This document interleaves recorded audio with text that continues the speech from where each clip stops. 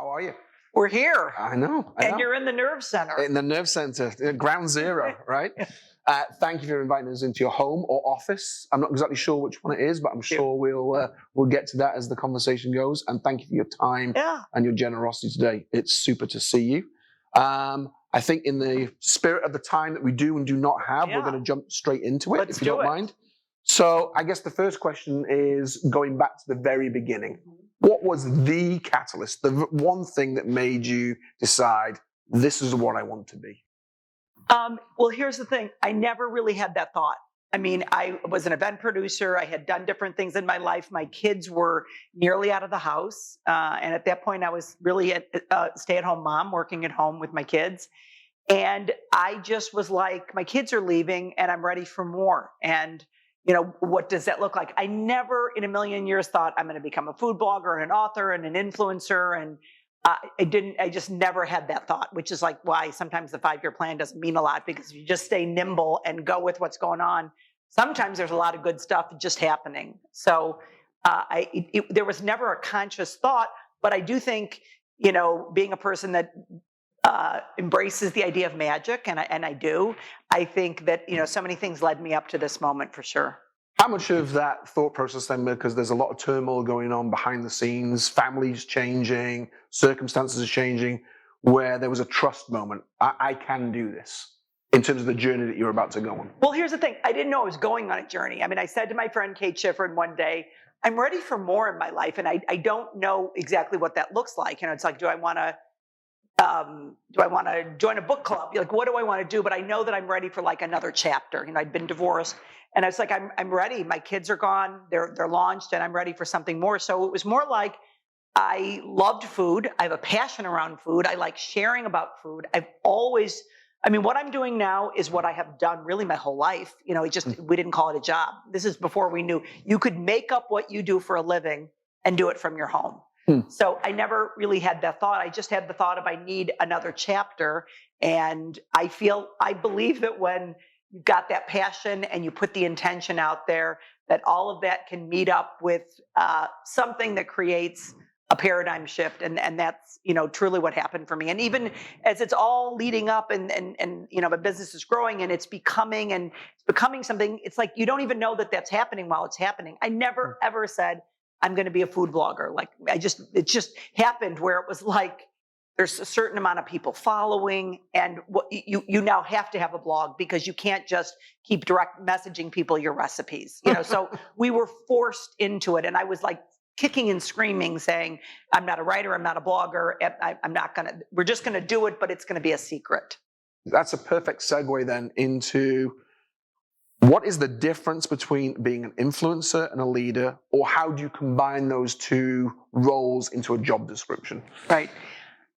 It's a good question. I don't even know that I know the answer. What I know is that I'm willing to be vulnerable. I'm willing to share the journey. I'm willing to share sort of all parts of it. And I think that's what really resonates for people. They really want to see someone who's attainable and a regular person sharing that journey and coming from an authentic place. So if we think about vulnerability, I know that word is going to come up a lot in terms of a leader being out there. And then this sense of being honest in front of your community. How do you have that conversation with yourself every day? I just say, get over it, Teri, because it's happening today. This is what it is. This is what the job description is. I'm lucky to have some smart people that work for me. Molly, who's the director of social media, just pushes me out there. It's like, we're going to do it. We're going to capture it. It's going to happen. And so you sort of get over any idea of any vanity, and you just go for it. An example would be this year, I've embraced this idea of a year of health. Now, this is just my own journey for my own self, saying, I just turned 60. I'm on this side of the bell curve, and I want to be enjoying the life I have and living my best life. So I made a decision for myself. I'm going to do a year of health. It's going to take me a year. I'm going to see all of the places it takes me. So at first, I'm like, this is my own journey. I'm not sharing it with anyone. It's just my own personal thing. Well, little by little, we bring it out to the page, and there's all of what I'm embracing, from sleep to hydration to water to movement. Well, what we find is that it like totally resonates for people, that other people want to start their year of health. So I'm getting vulnerable. You know what I mean? I'm getting out there. I'm sharing that I want to lose weight. I'm sharing how I'm doing it. I'm sharing about my sleep. I'm sharing about when I really failed on it. And what happens is our entire year is built around this. Brands that are health related come to us and say, we want to jump on the year of health. We want to be part of what you're doing. You know, I ended up getting photographed in a LeBlanc bathing suit, and people were like, this bathing suit's great. Tell us about it. And the brand, you know, came to me, and I came to the brand, and we had conversations about, could this be a fit? And before you know it, I'm a brand representative during my year of health, you know, for regular sized gals who want a bathing suit. So the thing is that it's just being yourself, showing up every day and sharing that journey. And that's what people want. They want a regular person sharing their journey. And so congratulations, 60 years old, and you become a bathing suit model. My partner's like, I'm dating a bathing suit model. Hey, this is fantastic. So anyways, we're giggling about it. So thinking about that sense of entrepreneurism that you have, and to use a better phrase, making it up as you're going along, but learning as you're going along. Yes. Is that how you describe your style, your leadership influencer style? Yeah, I mean, I think we're learning every step of the way. And I think the thing that we've been able to do is that because we aren't a giant organization, you know, we've been able to stay nimble, and we've been able to make decisions in real time every day. So if we're creating content and something giant happens in the news today, I contact my client and say, there's no way we're putting this post up today because it's incredibly tone deaf. So we are all the time having to make decisions, doing things in real time. And I think that's what it is here. You know, we really don't have our 5-year plan. So I don't know that I'm a leader since we don't have that. But what we do is make decisions today that are good for the company. We're willing to risk, we're willing to fail, and we have a lot of fun doing it. So if I think about the audience, folks that are dialing into this conference over the next few days that live in these mega organizations that are very hierarchical, that have HR departments, etc., and they're expected to behave a certain way, they are rewarded to behave a certain way, etc. What advice would you give these folks in terms of how your world has changed, how you've adapted to how they could adapt? Right. I mean, I think it's hard to walk in anyone's shoes and know what they should do, but it's like, I think some things to remember is that everybody should have a seat at the table. Is that, you know, if you're so far into that C-suite that you don't realize how much other people have to contribute, that you can look at each person and see what they can bring, that you can also look at how to make workplace adaptable, because the reality is people's lives, we're no longer in that mentality of this is the way it works and you follow this along. So we want happy people working here, you know, that have a chance to sort of express themselves. And I think all of that's really important. How you do it at the C-suite level, I don't know. I mean, I'm an outlier. That's who I am. You know, it's all along, I'm like, I don't think I'm the right person to speak at this conference because I'm an outlier. I've made up a job that I'm doing out of my kitchen. I hire outliers who are the same thing, not traditional people, but people who we've got moxie, we are hardworking, we've got grit, we've got guts, and we are not afraid to get out there and make stuff happen, and we do.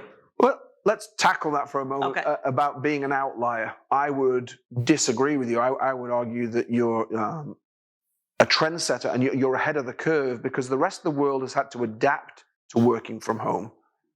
You decided to do that a long time ago. And now other people are dialing in to say, well, how do I learn about that? So again, it goes back to the original, what was how do you, or how would you rather, convince people who are considering going back to the offices in these mega buildings that there might be a better way of doing that?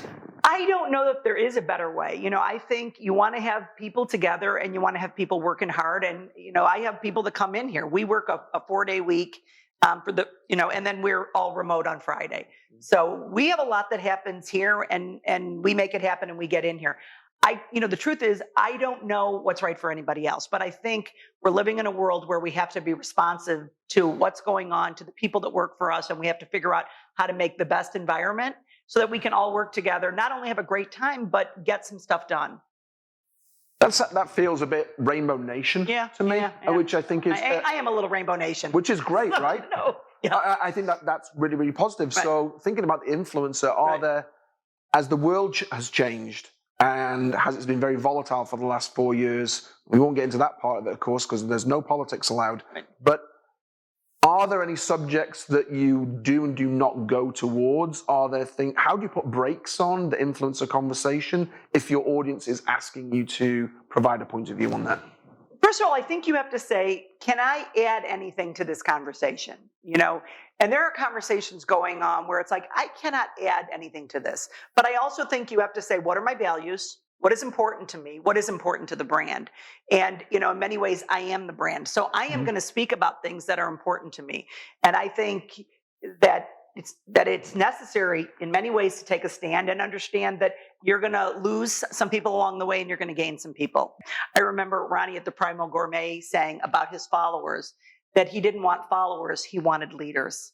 And I feel the same way. So if I'm having a conversation that is uncomfortable for people and they need to go elsewhere, more power to them. There's so many fabulous people to follow. You should go find those people.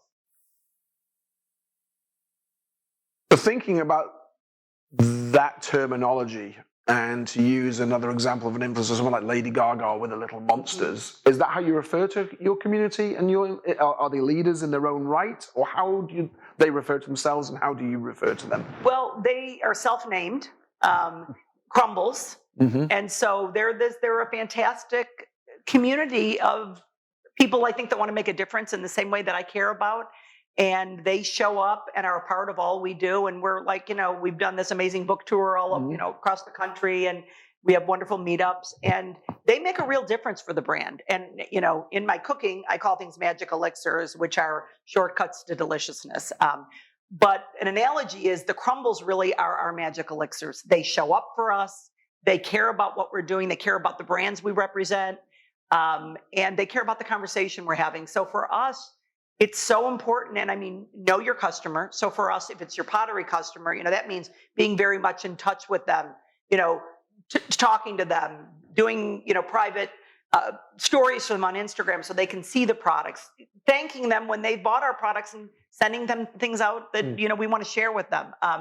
So being in touch with your customer, for us, it's our crumbles, so important. And, one of the things that I want to say for brands is who is managing your social media, because it really matters. I know because I'm working all the time with brands on, through direct message, and to think the influence that this person is having on the brand is so important. So really have someone in that role who's unbelievably talented and authentic, because when everything is, you can send a letter to HR, that's not authentic for people. We really want to communicate, and to have those people really be and I don't know what's the word, upper level, or it's somebody who's an amazing, it's not an upper level, it's like someone who's amazing at communicating, who understands your brand, who understands the brand values, and can really communicate in an authentic way with your customers. If you walk away with one thing from what I have to say today, that is what brands should walk away with.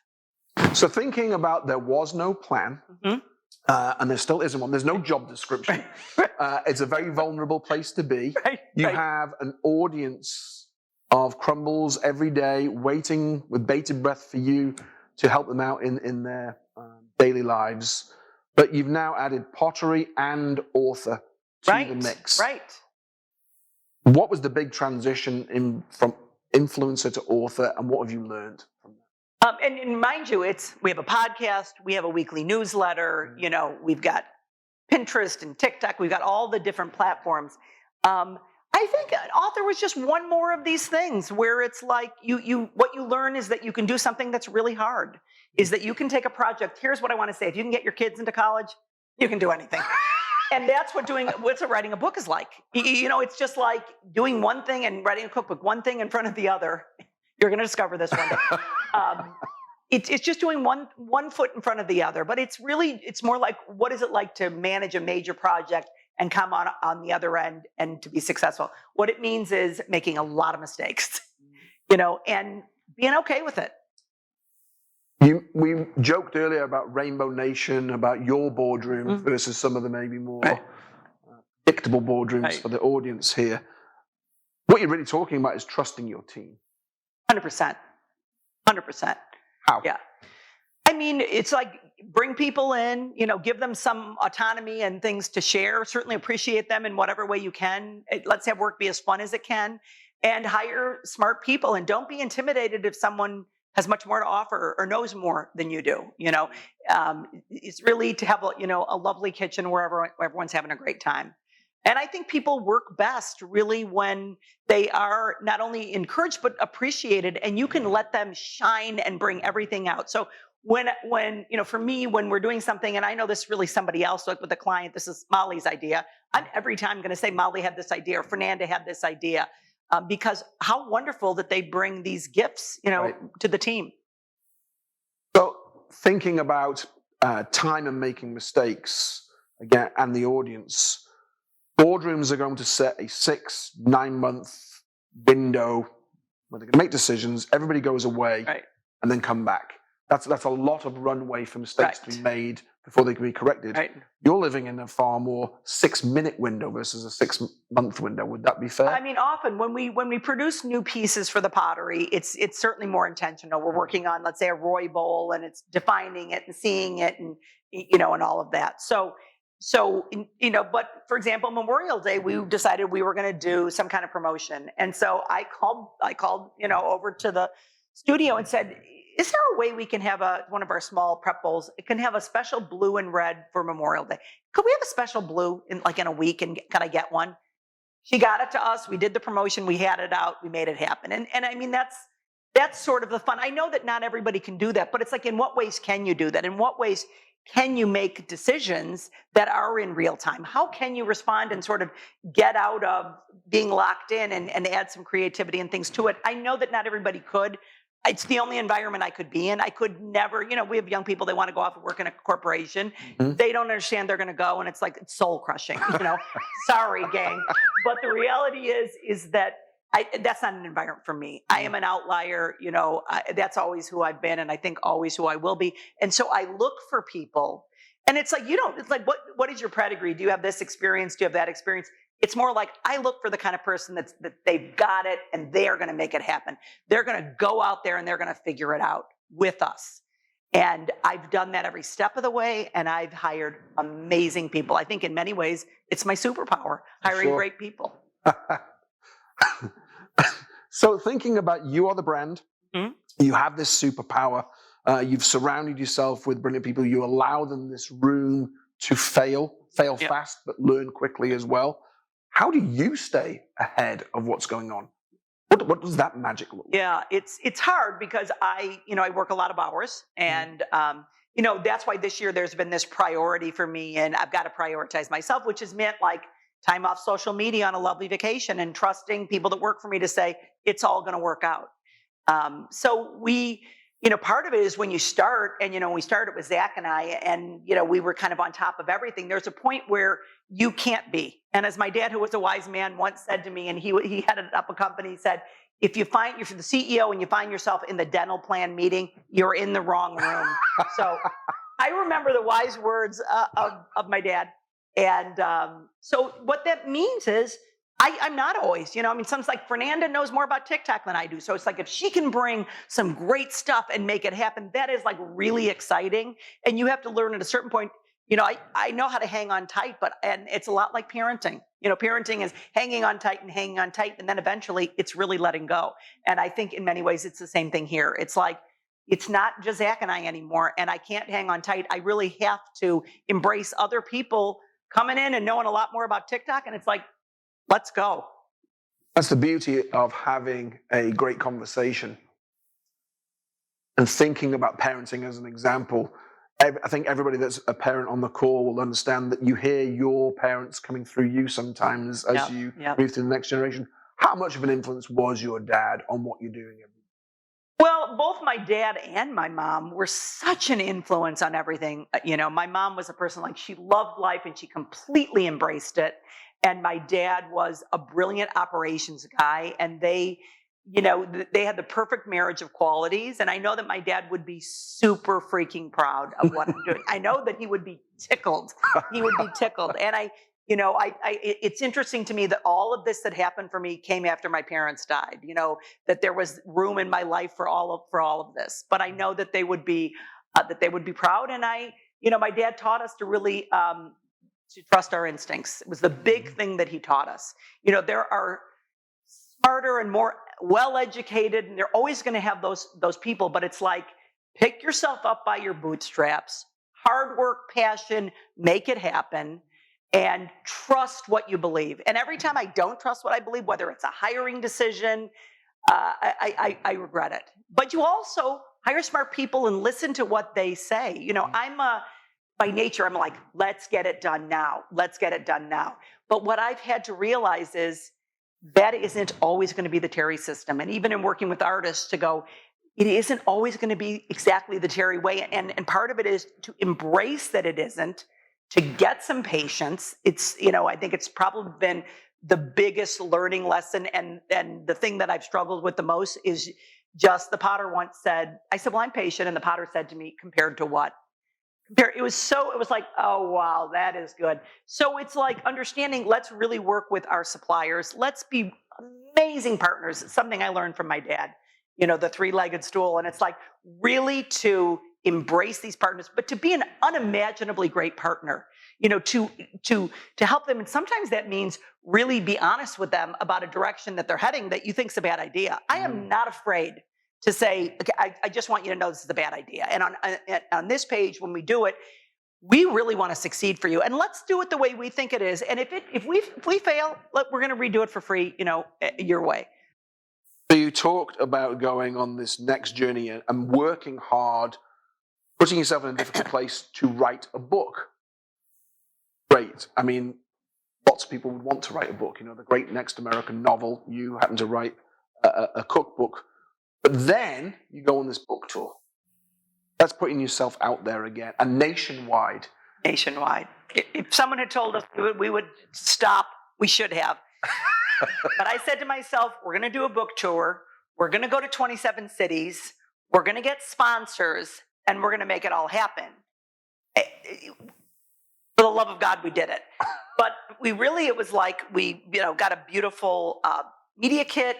And one by one on direct message, we decided what brands would we want to bring on the book tour. We contacted each one of them and said, we would love to have you as part of our book tour. This is what we're going to bring.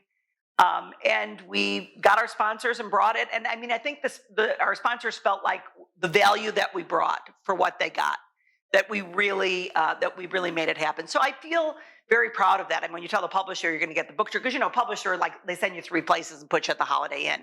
So when you tell them you're going on a 27 city tour, you're going to fill those events with your crumbles. You're going to make it all happen, and you're not going to have to pay for it. I mean, they think you're crazy. And frankly, we were crazy, but we did it, and it was an awesome experience. I don't think I would ever do it again, but I feel enormously proud of the fact that we did it, and I feel so proud of the job that we did for the brands that we brought with us, and they're still brand partners, so it all worked out. I remember going to the one here in Chicago with Pri on that wonderful evening.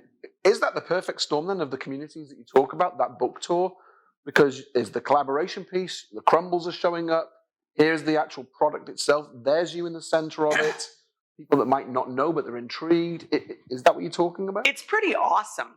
You know, it's a pretty awesome experience to go show up at a city and have hundreds of, you know, these fans show up, you know, whose lives you've touched in some way, you know, around something to eat. It was, yeah, I mean, that kind of collaboration it's amazing. I was gobsmacked by the experience. It's probably like when you think of the pinch me moments and all of this, I would say it's the people. It's those amazing people all over the country. That's pretty awesome.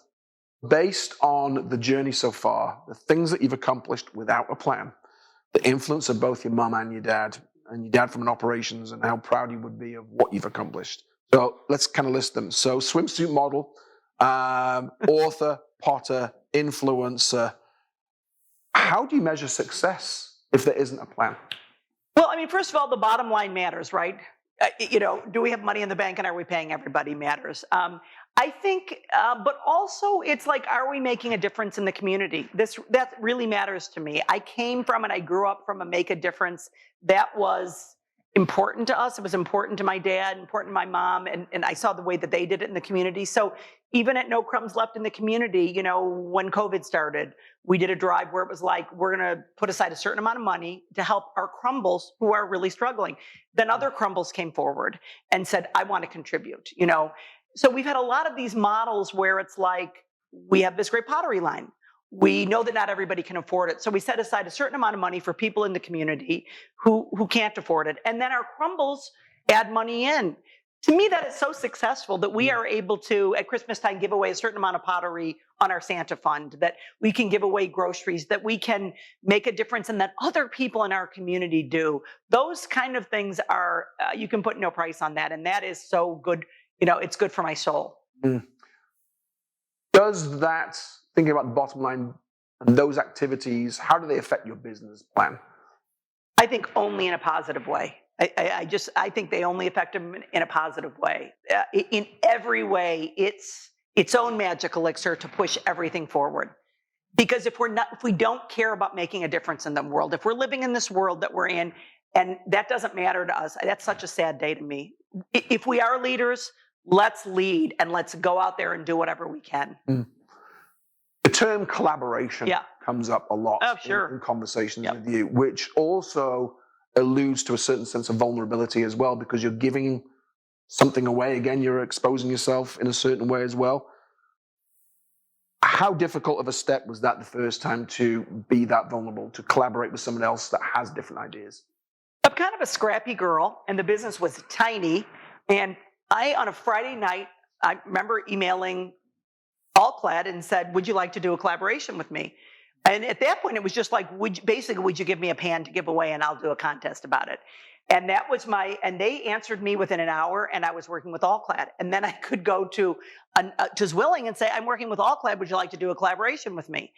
And so it's like, it really wasn't. I'm a salesperson. I am the girl that had the lemonade stand at 3 years old every single day of my life.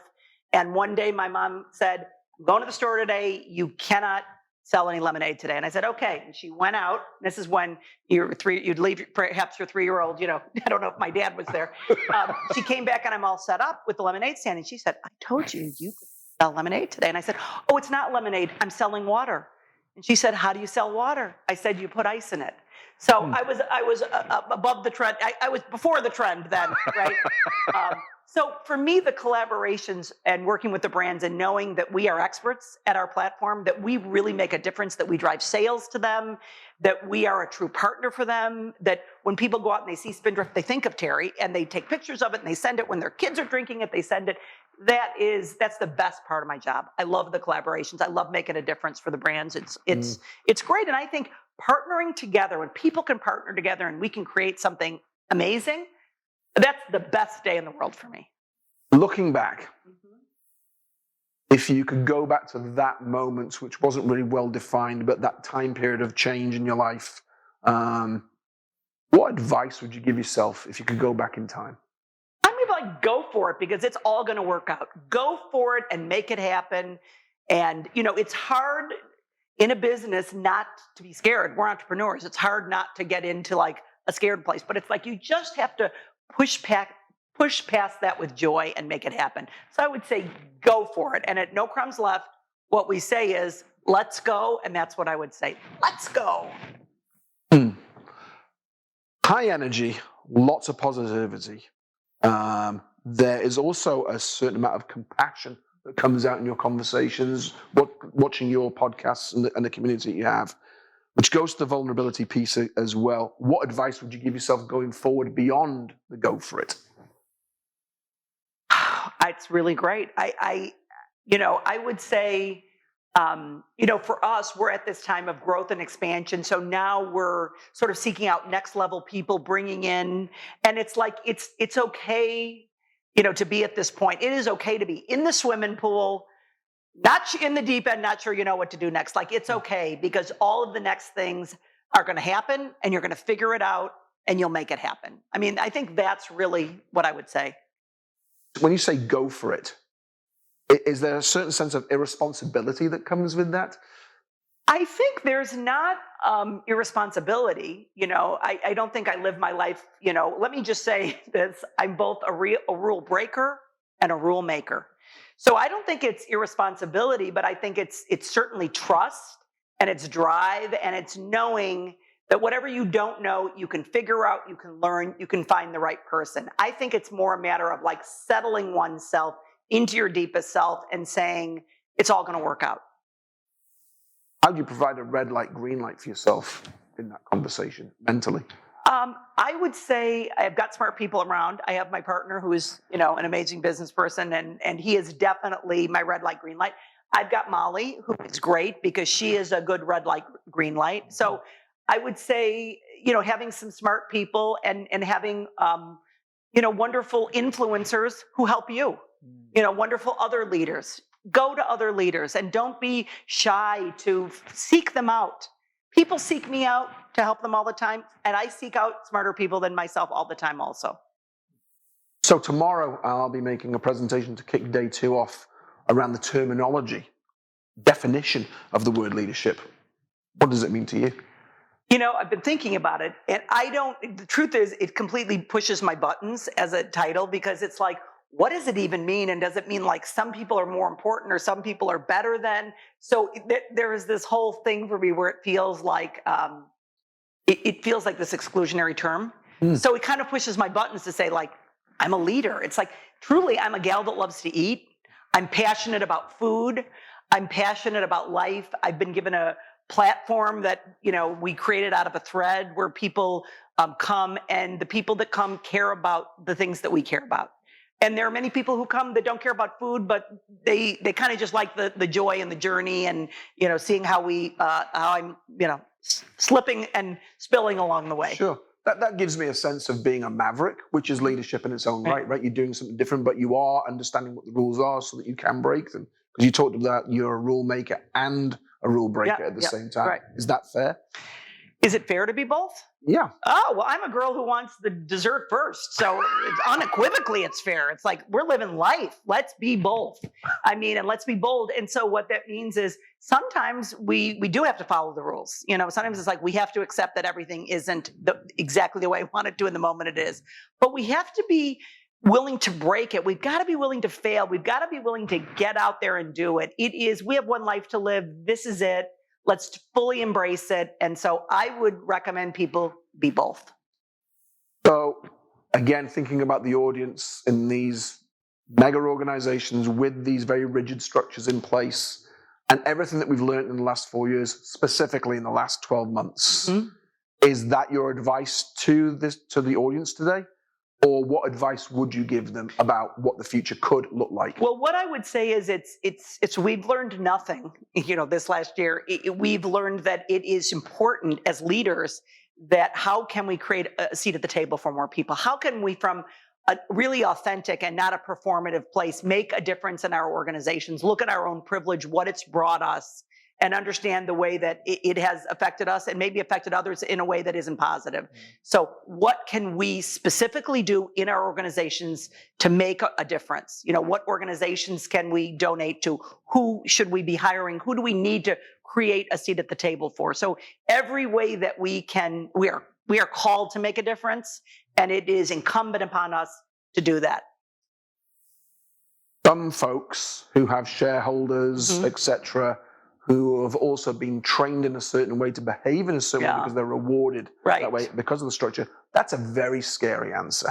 Right, of course it is. Inclusion, diversity, different thinking. This makes people uncomfortable.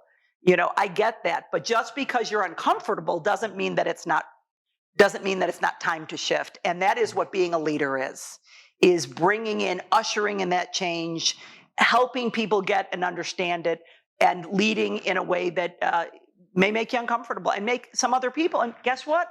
We got to change some seats at the table. So that may mean some people are going to get uncomfortable and may need to bring some new people in. Because of the circumstances that we find ourselves in today, which are extraordinary for lots of different reasons. Again, no politics, no religion. We're not allowed to. Is now the perfect time to address that conversation about diversity, breaking glass ceilings, thinking forward, making ourselves deliberately uncomfortable for the purposes of inclusion to make it better for everybody? Absolutely. We should have been having the conversation 10 years ago. If we're having it now, shame on us. And so let's let that fuel us to figure out the ways that we can be a part of that, we can be leading that. What I talked about to some folks that I was trying to coerce to present over the next 3 days is I think one of the things the world needs right now is a mum hug. 100%.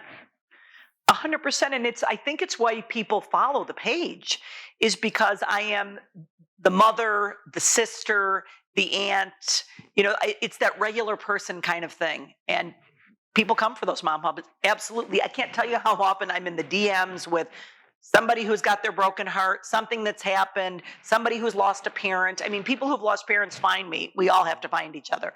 And I think it's that I think one of the things that's worked for the brand is that authentic one-on-one communication that we've done with people. We've got on Sundays, we have Ask a Question. So all kinds of people show up and they ask questions on anything from the pottery, the blog, the recipe, where I'm traveling to, whatever it is. And to answer these really authentic questions just really has people being a part of the community. And so often it's people just saying, I don't have a question, but just like, I love you and thanks for showing up and thanks for being our mom. And, yeah, I want to be your neighbor, And one of the things we do is we include the neighbors around the block. We make all this lovely food. We can't possibly eat it. I know at 5 o'clock, it's best for me if it's out of the house. So by 5 o'clock, I've texted the neighborhood and saying, I've got a Greek salad, I've got this, I've got that, I've got gluten-free. And the same thing we do on No Crumbs Left, we do here in the neighborhood. I've got my neighbors testing the recipes. I've got my neighbors eating the extra food. So it's like, in all of the ways that we can create community from a real place, not from a performative place, that resonates for people. Absolutely. Thinking about the audience, their business models, their business plans, their overheads, etc., their shareholders, and you have a smaller version of that, of course, and thinking about everything that you've talked about today, what's the one piece of advice you would give these folks who might be in more static organizations going forward? Right. I mean, I'm going to give you a couple. Trust your instincts. My dad taught me this. It's been so important in my life. The thing that we've done from the beginning that I would say is we followed the thread. We followed the thread and it led us to the next place. We followed the thread and it took us to the next place, and it's taken us to a successful business. It's taken us to the book. It's taken us to the podcast. All of these things happen by simply following the thread and believing has been important. One of the things someone said to me, or not someone said to me, I read it somewhere and I thought it was unbelievable, which is be hard on the problem, not the person. And it is something I get back to as a very driven person, is when, things come up and there are changes, and when there are these moments that are very challenging, is to sort of like, how do we really drill down on this problem and solving it rather than the person? It's certainly something I'm just learning every day, but it's been very important for me. A question that I'm going to fly with here for a second, because it's not part of our agreed lineup of questions that we've pretty much ignored for the most part, is who's been your biggest influencer? Who's been my big influencer? I would say, without a doubt, it's been my parents. They have absolutely been the driving force of my life, and I've been lucky to have been loved by some amazing people. And everything that I do, what I hope, and it makes me almost tear up, that they would be proud. That I live a life that they would be proud of, that I have taken make a difference and carry it forward. They are for sure that. I didn't plan on crying. Oh dear. My bad again. Oh boy, Fred made somebody cry again. Not going to be able to watch this now for sure. Teri, it's always a pleasure. I always love the energy, and of course I love your team just as much, for all the obvious reasons. A privilege, an honor. Thank you for maybe being the one that's different from everybody else, because that's what we want in the conference from its beginning. We'll take some questions at the end of today, as you well know. So for the moment, we'll say goodbye and thank you, and really appreciate it. Yeah, so much fun.